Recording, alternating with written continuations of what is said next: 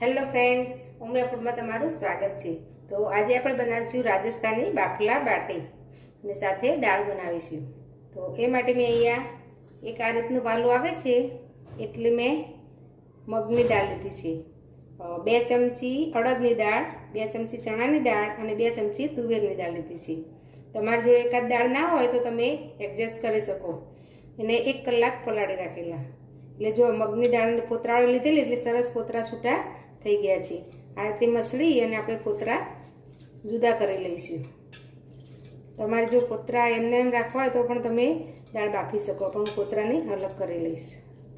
હવે પોતરાનું વાળી પાણી નિતારી લઈશું। તો દાળને કુકરમાં લઈ લીધી છે। હવે આપણે પાણી એડ કરી દઈશું।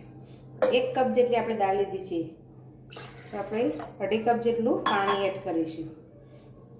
સાથે આપણે થોડું મીઠું એડ કરીશું, બીજું પછી ઉપરથી એડ કરીશું, થોડું એડ કરીશું અને થોડી હળદર એડ કરીશું। હવે આપણે દાળને બાફી લેવાની છે। તો આપણે 4 થી 5 સીટી લગાવી લઈશું।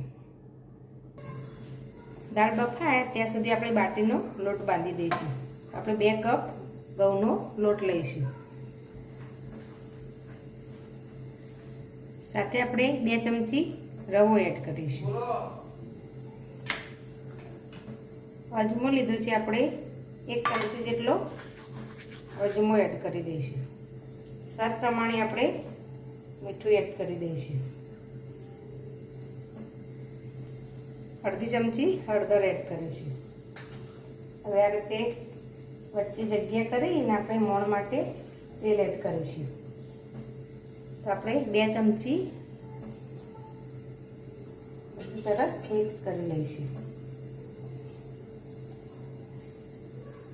આપણે કઠણ લોટ બાંધવાની છે। આ રીતે મુઠ્ઠી પડતું મોણ લેવાનું।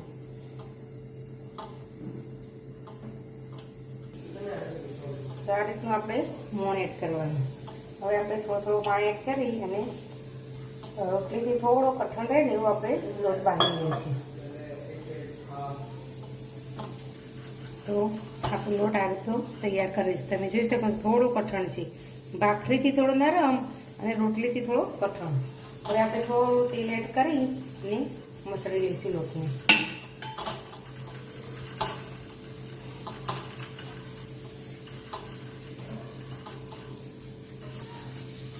મસળાઈ ગઈ છે એવું ઢાંકણ ઢાંકી અને આપણે 10 મિનિટ રેસ્ટ આપીશું। 10 મિનિટ થઈ ગઈ છે। હવે આપણે લોટને ચેક કરી લઈએ। તો સરસ આપણો લોટ સોફ્ટ થઈ ગયો છે। હવે આપણે બાટી બનાવવાની છે। તો આ રીતે તમારે જે સાઈઝની બનાવી હોય એ સાઈઝના આ રીતે ગુલ્લા કરી દેવાના। તો આપણે નાની સાઈઝ બનાવીશું, વધારે મોટી નહીં બનાવી એટલે ફટાફટ ચડી જાય। પછી આ રીતે આપણે હોલ કરી દઈશું। તો બધી બાટી આપણે આ રીતે તૈયાર કરી લઈશું। તો મેં બધી બાટી તૈયાર કરી લીધી છે। હવે આપણે બાફવા મૂકી દઈશું। તો પાણીને મેં ગરમ કરવા મૂકી દીધું છે અને પાણી આ રીતે ઉકળવા લાગે એટલે જ આપણે બાટી અંદર એડ કરવાની અને ગેસ ફાસ્ટ જ રાખવાનો। આપણે એકદમ ફૂલ ગેસ પર જ આપણે બાટી મૂકી દેવાની। મેં બધી બાટી મૂકી દીધી છે। હવે એ નાતે જ ઉપર આવશે। આપણે હાલ અંદર કણચી નાખવાની નથી, થોડી વાર રહીને આપણે પલટાવીશું।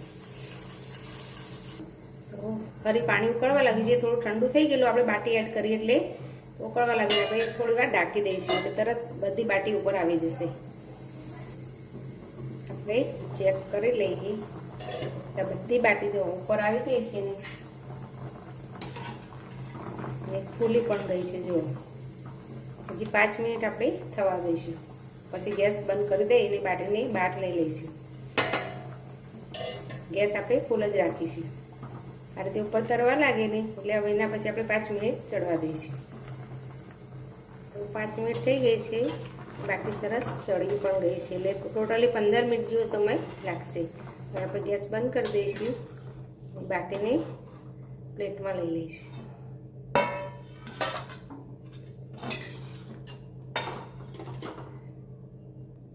તો પ્લેટમાં લઈ લીધી છે બાટી। હવે ઠંડી થવા દઈશું થોડી। બાટી ઠંડી થાય ત્યાં સુધી આપણી દાળ સરસ બફાઈ ગઈ છે। તો આપણે દાળનો વઘાર કરી દઈશું। સરસ બફાય છે. હવે થોડું બ્લેન્ડર આપણે ફેરવી દઈશું એટલે એક રસ થઈ જાય. દાળને મેશ કરી લીધી છે. હવે આપણે વઘાર કરીશું. વઘાર કરવા કઢાઈમાં આપણે ઘી એડ કરીશું. 2 ચમચી જેટલું ઘી એડ કરીશું અને 1 ચમચી તેલ એડ કરીશું. આપણું તેલ ને ઘી ગરમ થઈ ગઈ છે. હવે 1 ચમચી આપણે જીરું એડ કરીશું. થોડી હિંગ એડ કરીશું. હવે થોડા લીમડાના પાન અને મરચાં લીધા છે એ આપણે એડ કરી દઈશું. તમારે તીખાશ જોઈતી હોય એ પ્રમાણે મરચાં એડ કરવાના. થોડી વાર સકરાઈ દઈશું. હવે એમાં એક કાંદો ઝીણો કટ કરેલો છે એ એડ કરી દઈશું. થોડો ગુલાબી થાય એવો સાતળી લઈશું. થોડો કાંદાનો કલર ચેન્જ થાય છે.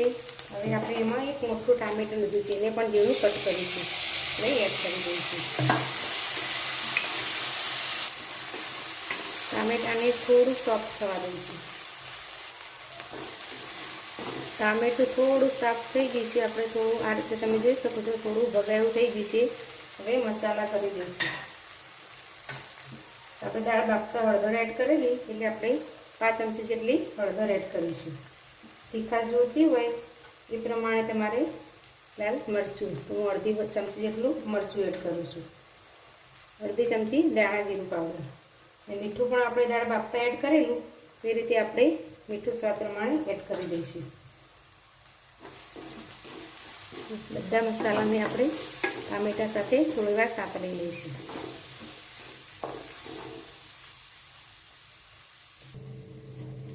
મસાલા સરસ સંતળાઈ ગયા છે. હવે જે દાળ બાફીને રાખેલી એ આપણે એડ કરી દઈશું.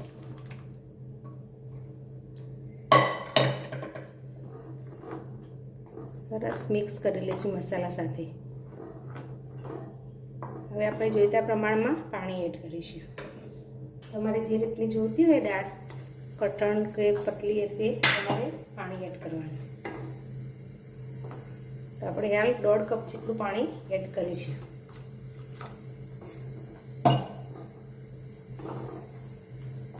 દાળને ઉકળવા દઈશું. હવે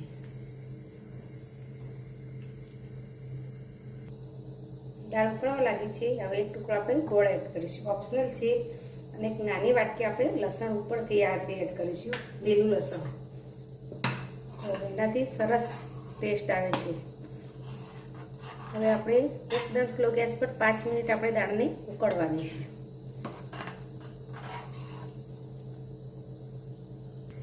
દાળ ઉકળી ગઈ છે. હવે છેલ્લે દાણા એડ કરી દઈશું. મિક્સ કરી લઈશું. ગેસ બંધ કરી દઈશું અને આપણે હવે બાટીને તળી લઈશું. બાટી તળવા આપણે આ રીતે 2 ભાગ કરી લઈશું. આ રીતે 2 ટુકડા કરી અને બાટીને આપણે તળીશું. બધાના ટુકડા કરી લઈશું.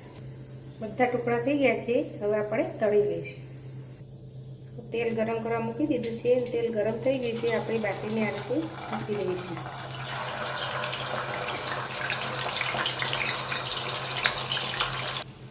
મેં જેટલી સમાઈ તેલમાં એટલે મૂકી દીધી છે બાટીને. હવે થોડી ગોલ્ડન થાય ત્યાં સુધી આપણે ચડવા દઈશું. હવે તે અંદર ડૂબે ને એ રીતે આપણે મૂકવાની.